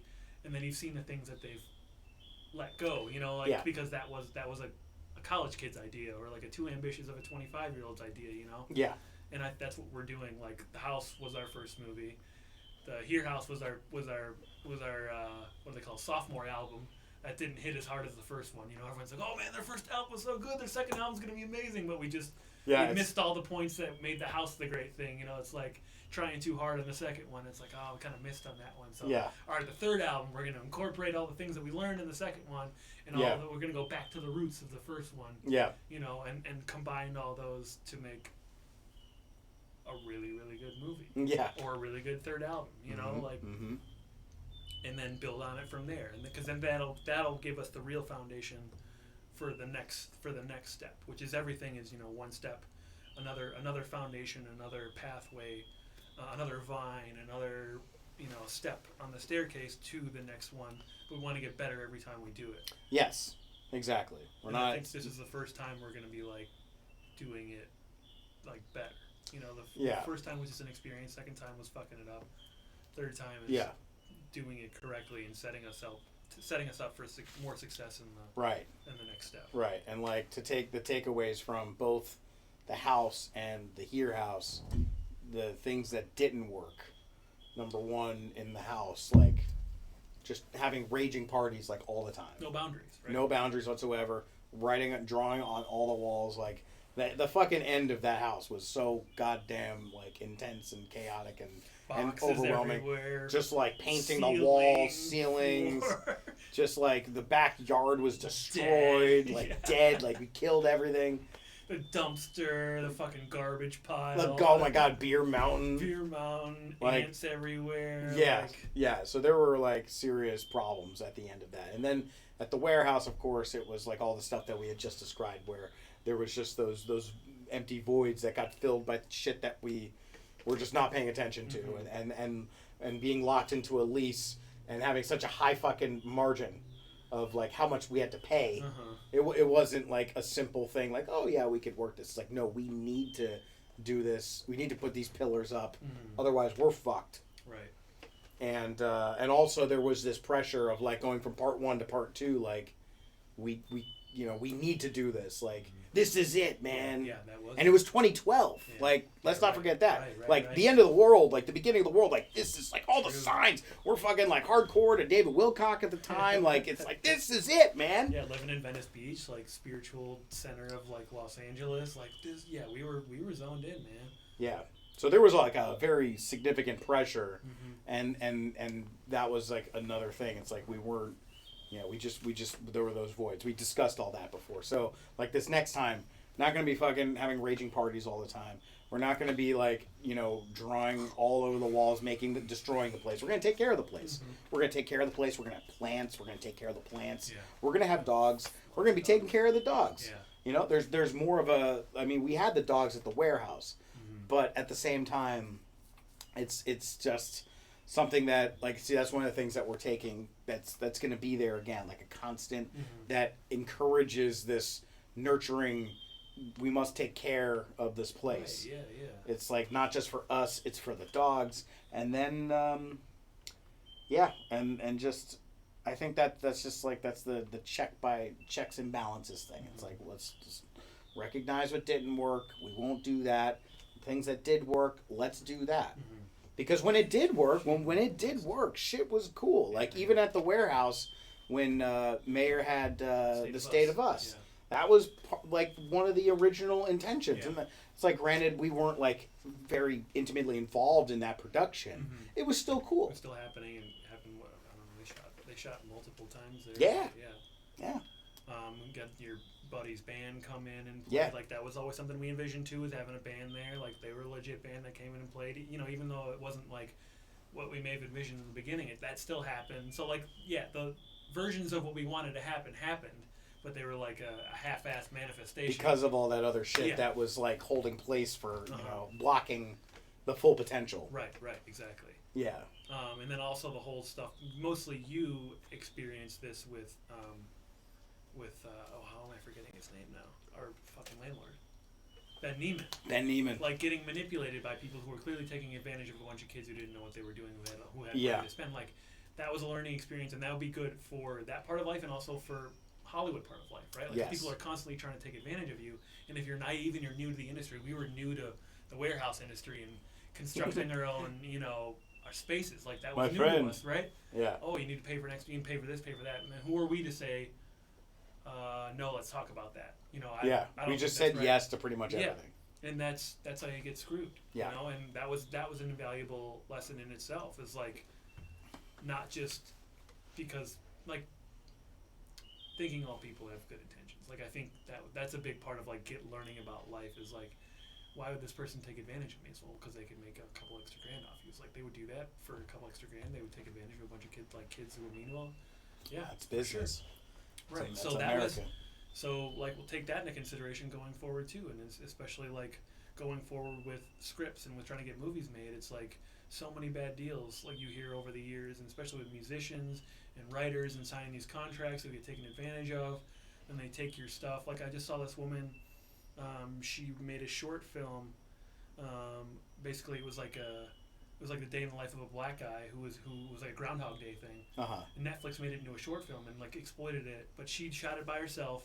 And it was this guy who kept waking up and having this interaction with the police, and every day he woke up and he knew the interaction was happening. He tried to figure out a way of like getting out of it without dying, basically. Yeah. And every time he died or whatever. And then this company, like I don't know if it was like a news company, like something like Vice, but it wasn't Vice. Like was like, hey, we like this. Can we like put it on our site and show it to people and stuff like that? And she was like, yeah, of course. I don't think she made any money from that. It was just exposure. And then like a year later, all of a sudden Netflix comes out with the same fucking thing, and it was like brought to you by this Vice company that originally was like. So this woman who's like a woman, like maybe in her 40s, like made this amazing thing, and these people were like, hey, this is great. Can we like help you get exposure? Ended up getting completely screwed over, and I don't know if there's a lawsuit and stuff like that, but she didn't think, you know, like these people were going to completely screw her over, and Netflix was going to come in and basically remake her movie and not give her any credit, but... It almost sounds like Sophia Stewart in The Matrix. Yeah, right, exactly. Yeah. But that's on a much bigger level. Yeah, of course, yeah. But also, nobody knew about that. Like, you know, like, so people at any level, you can get taken advantage of. So it's almost like you have to have that little bit of... Gotta be an asshole a little bit. Yeah. Just like Silicon Valley. Ehrlich tells, what's his name? Main character. Richard Hendricks. Yeah, it's like it's exactly that's what happened. Like those people were like the whole time in the beginning, people are constantly trying to take advantage of him, and he's a nerdy guy who's like doesn't have any social skills whatsoever, and it's like not exactly like they know what they're doing. So it's just like these people start taking advantage. And Ehrlich says, it's like, listen, you got to learn to be an asshole. Yeah. You got to learn to say no and say, fuck you, we're going to do it this way. And that is just how the game works. Yeah. Like, you know, got to be mindful of shit, but it's like, especially in the business that we're in, like our business, the business of business is moving forward in this thing. We've got to look at it like, you know, we're the ones in demand. Yeah. They're our clients. Right. That's something that it took me a long time to do. I personal experience of fucking just like letting people take advantage of me because I think it's like my heart was in the right place, but I wasn't thinking in that sense that like they need me. If they don't want it, like I gotta value myself at a certain level. If they don't want to work with me, it's like I need to be mindful about it. So that's you know we need to do that. Yeah, I mean, and that's just a good quality to have socially too. Like I said, with experiences and relationships and stuff like that, knowing when people are leading you on or taking advantage of you or yada yada yada. That definitely goes a long way in business too. And if we're looking for office space in the future, bigger office space, if we're looking for different property and stuff like that, like there's always everything's a negotiation. Yeah. Right. Like so, you need to know when to be a dick. Obviously, sometimes. There's a lot of times when you don't need to be a dick and you look like an actual asshole and you can burn bridges and stuff like that. Right. But there's also other times where you can stand up for yourself and you're assertive and you're an assertive dick where people are like, I respect you more now. You know, like they're almost testing you. Now, they're still a fucking asshole. But they're like, oh, I didn't expect you to counter that or stand up for yourself, basically. And then you kind of earn brownie points. But that's kind of how business works. And it's like, okay, you're right. I'll submit to your terms. And then you win because...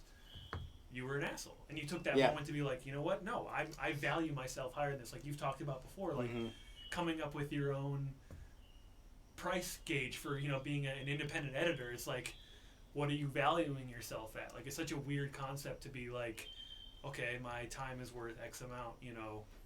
I've worked and studied for X amount of years, and therefore I'm going to charge $60 an hour, and that's my price, and some people will be like, well, can you do it for 20, 10, how about just a one-time price of $500? It's like, nope, sorry. Yeah. Got to have your principles. You got to stand by them. Yeah. And you can't submit. There are some things that are non-negotiables, right? Like there's some things you just have to be like, and that's kind of like what our code of ethics is, right? Like whatever this abstract thing that we're slowly forming is something that's just things that you have to, like, code of ethics to live by. And like your own 10 commandments is like all these things. Yeah, there's wiggle room and a lot of other stuff, but when it comes to this, we're not moving. This is how we are. Yeah. And that's character building and developing it for yourself. and also kind of making a name for yourself and your company. It's like, well, this is how they carry themselves. Yeah. And they're not to be trifled with.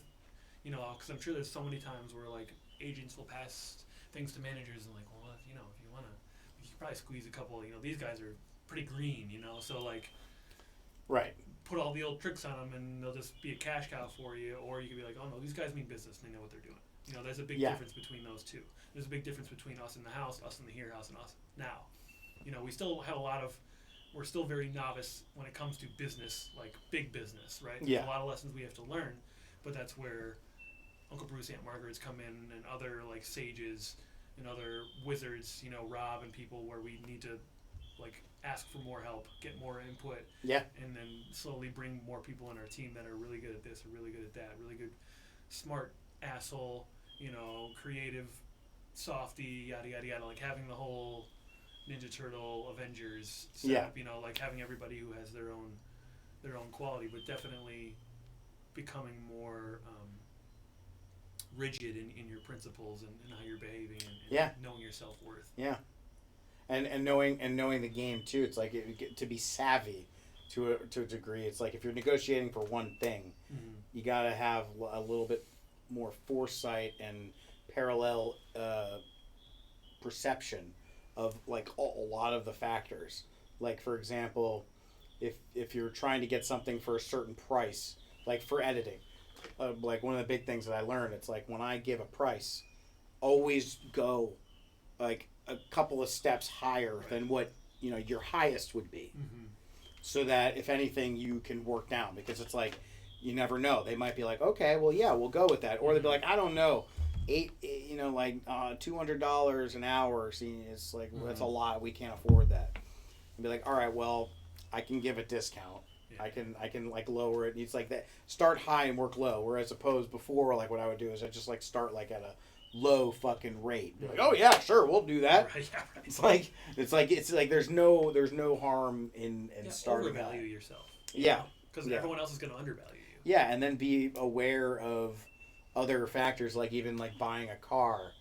You know, it's like they're the number one place you can haggle, like historically. Right. Where it's like, let's say they're giving you this price, and it's like, all right, well, how about we, it's like we do it lower. I can't do that price.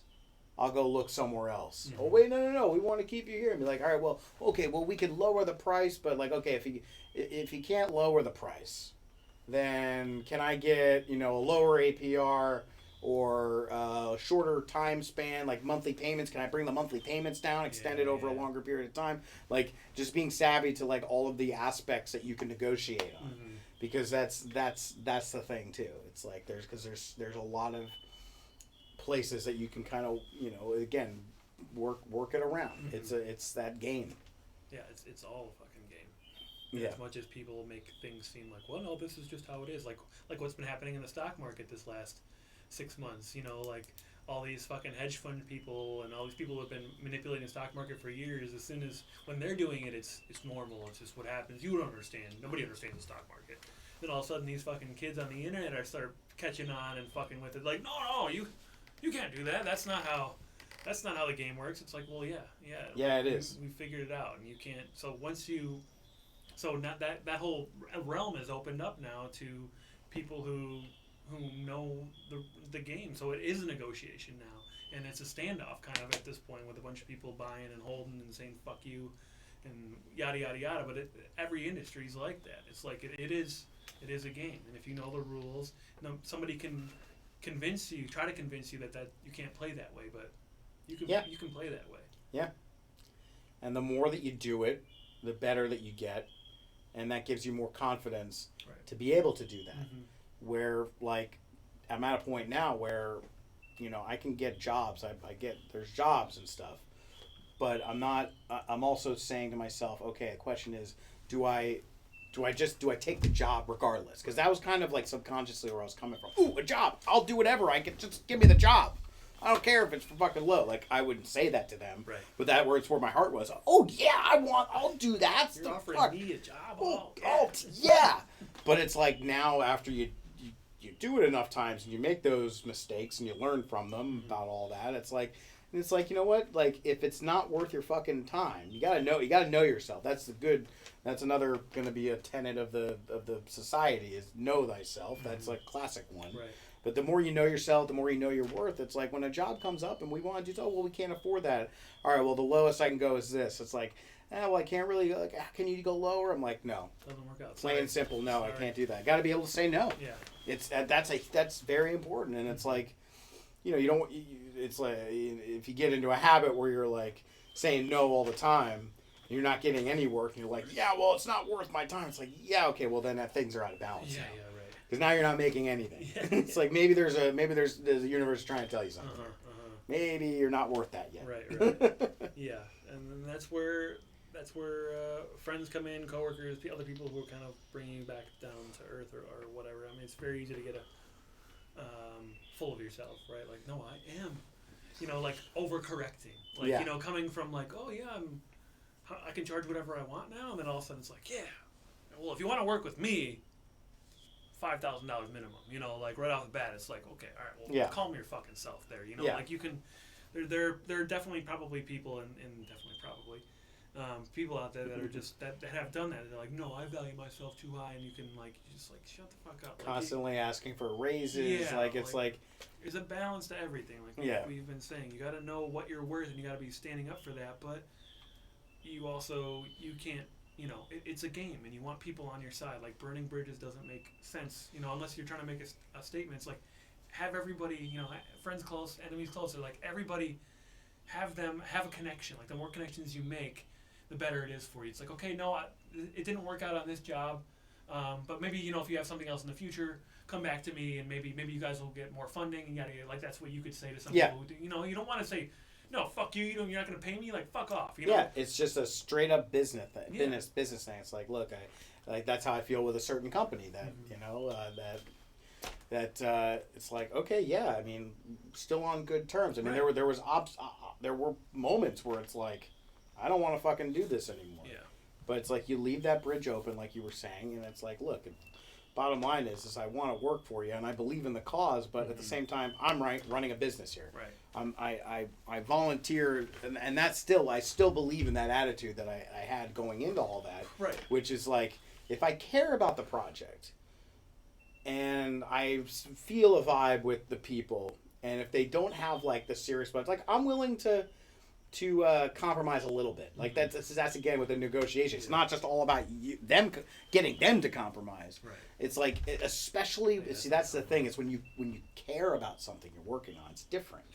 If it's just like some random job that like the tons of them that you get all the time, like then you're the asset. They need you. Mm-hmm. But at the same time, if you care about the project, it's like, well, I want to help you guys. Right. And I believe that sends a message to them that you're willing to work. Yeah. But it's like you can only do that for a certain amount of time. You got to set term limits because at that point it's like, oh well, then they'll take advantage of you. Right. It's Or like, they'll oh, be like, oh, hey, you can get Alex. You can lowball Alex. He's a softie. Like they're telling their friends, so the people are coming to you like expecting you to all of a sudden make this deal for everybody. right. When that's not the case at all. No, it's a job by job basis, and and there's a back and forth. It's like I will scratch your back, Right. expecting that you'll scratch my back. Yeah. And Funny thing about my back, yeah. it's located on my cock. Wait, what the fuck was that? Is that Pineapple Express? That's from Superbad. Oh my god, Superman! Look at my back. Oh my god. Oh my god. I love Yeah, that. that's a good negotiation tactic. Yeah. Just crack a joke about your cock in the middle of it. Yeah. You're hired. Really? Well, get over here. Bring your back over here. Yes, indeed. What time is it, real quick? 5:55 just turned to 5:56 Okay. on 5/6. So, I mean, we could want to wrap it up. Yep. Yeah, that'd be. Well, this was cool. I mean, compared to all of them are good, but this is obviously better. Yeah. Face to face. It's a face to face business. It is a face-to-face business. It makes a world of differences. Yeah, what I want to do next is because I have a couple of microphone stands. I have a couple of microphones. What I want to do is I'm going to set up two. So there'll be one over there for you that you can talk into. I'll have one over here that I can talk into. I'm both plugged into the mixer. Okay. And then we'll go from there. I mean, it's a good setup. Yeah. Pretty much, you know. Yeah, I mean, we'll see how it runs back, you know, and how it sounds and stuff like that. But it's definitely way better than being in 2,000 miles apart. That's Yeah. for sure. Yeah, and you know, another thing I can do, it's like I can hook up my switcher. I got a couple of cameras. I can have the webcam, a camera on me, and a camera on you, and then just record all the angles, and then edit them later. Yeah. So That'd be cool. yeah. Fuck yeah. So that's real podcast. yeah. Real Well, John, podcast. it's been a pleasure. First of many. Glad you're here. Glad all of our friends in the virtual matrix world of whateverville is watching us right now. And if you enjoy this, just like and subscribe. It really helps, you know, with the search engine optimization or not, you know, whatever you want to do. Thanks for having me. Good to be here. It's good to be in the space, finally. So yeah, we'll continue this journey, but closer. Closer.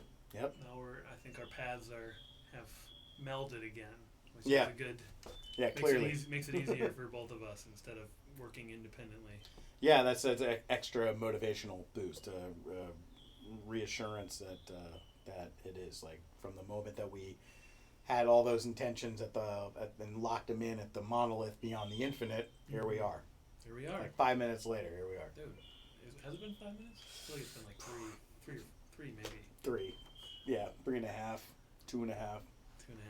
All relative. Yeah, thanks, Yep. man. Feels good. Feels All right, good in man. here. All right, Good stuff. good stuff.